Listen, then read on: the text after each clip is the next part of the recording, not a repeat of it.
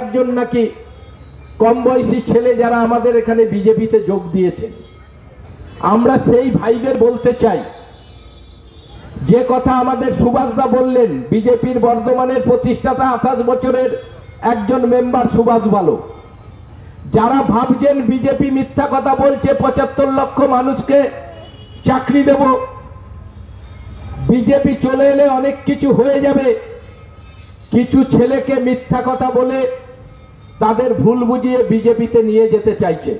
কেউ যাক তাতে আমাদের কোনো ব্যাপার নাই, নিশ্চয়ই অন্য রাজনীতি দল করবে। আমরা শুধু বলতে চাই আপনারা যাচ্ছেন কাদের সঙ্গে? যারা 34 বছর সিপিএম এর হারমাতগিরি করলো রথতলা কাঞ্চনগরে, আর তারা আজকে রথতলা কাঞ্চনগরের কোনো উন্নয়ন করলো না।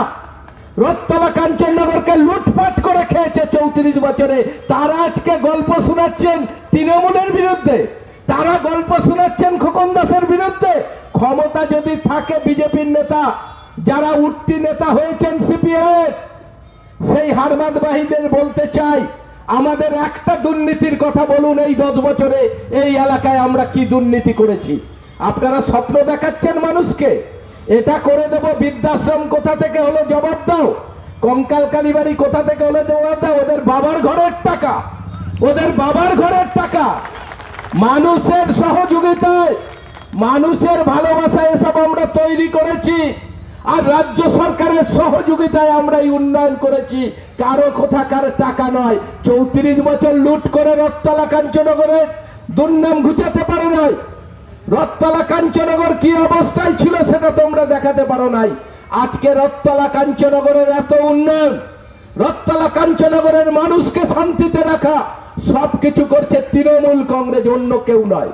তাই আমরা আপনাদের কাছে বলতে চাই, যারা ভাবছেন তৃণমূলটা চলে যাবে 2021 সালে, আমরা ক্ষমতায় আসবার যা খুশি তাই করব, এ ক্ষমতার স্বপ্ন আপনারা বারবার দেখেছেন, এবারও আপনারা স্বপ্ন দেখুন, স্বপ্ন সফল হবে না।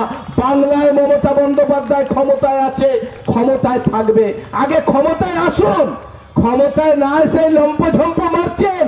2021 সালে আবার হেরে গেলে বিজেপি তখন তো আবার আমাদের পায়ে ধরবেন, আমার জানি কিছু না হয়, তুমি দেখো, আমার জানি কোনো অসুবিধা নাই। আরে ক্ষমতায় না আসার আগে গরম দেখাচ্ছেন, ক্ষমতায় এসে দেখুন।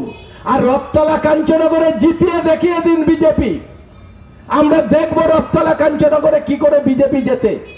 যারা মানুষের কাজ করেছে, যারা রথতলা কাঞ্চনগরের আমূল পরিবর্তন করেছে, সেই কথা মানুষ রাখবে না। যারা ধান্দাবাজি করার জন্য 34 বছর সিপিএম করে ধান্দাবাজি করার জন্য এখন বিজেপি করছেন, শুধু ক্ষমতায় থাকবেন বলে তাদের কথা শুনবেন।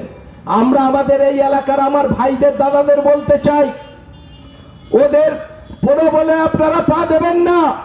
বিজেপি আসলে আপনারা যান, বিজেপি না আসার আগে আপনারা নিজের জায়গা ছেড়ে, তৃণমূলকে ছেড়ে, কি আপনারা সাধারণ মানুষ হলেও এদের কথায় আপনারা বিজেপি করতে যাবেন না, আপনারা ডুবে যাবেন। আপনাদের বিপদ আপদে এদের পাশে দাঁড়াবার ক্ষমতা নাই। এরা বড় বড় কথা বলে, এখন এরা স্বপ্ন দেখছে যে বিজেপিটা মনে হয় বাংলায় চলে আসলো। স্বপ্ন স্বপ্নই থাকবে, স্বপ্ন সফল হবে না। কারণ বাংলার মানুষের এত উন্নয়ন, মানুষের এত কাজ গোটা রাজ্য জুড়ে মমতা বন্দ্যোপাধ্যায় করেছে, সেই উন্নয়নে মানুষ মমতা বন্দ্যোপাধ্যায়কেও আবার ভোট দেবে। আপনারা দেখেন নাই 2016 সালে সিপিএম এর তো মন্ত্রিসভা গঠন হয়ে গেছিল, সিপিএম এর নেতারা মন্ত্রী তৈরি করে ফেলেছিলেন। তৃণমূল হেরে যাবে, সিপিএম ক্ষমতায় আসবে, কিন্তু ভোটের বাক্স খুলে দেখা গেল মমতা বন্দ্যোপাধ্যায় দ্বিতীয়বারের জন্য বিপুল সংখ্যাগরিষ্ঠতা নিয়ে আবার ক্ষমতায় এসেছে। এবারও তাই হবে।